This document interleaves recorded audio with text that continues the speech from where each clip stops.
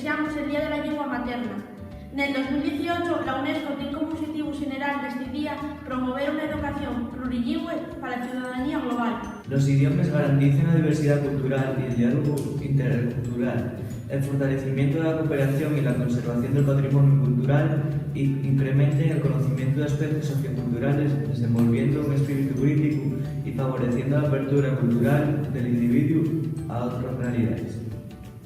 Por eso queremos falar neste día de la lingua asturiana, unha lingua que queremos e defendemos por muchas razones.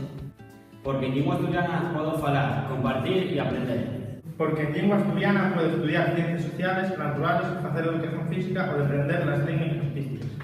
Porque en lingua asturiana puedo saludar, convidar, dar las gracias, echar un cabito y despedirme.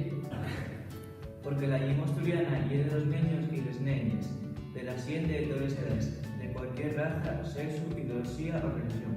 Tamén falemos asturiano nas transmisiones deportivas, nos periódicos, na televisión e nas guías turísticas.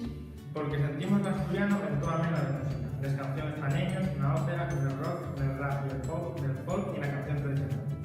Saber asturiano é saber de algo máis que dunha lingua, é un sentimiento e unha oportunidade. Alumnado del cuarto de la ESO del Río Dora de la Pobla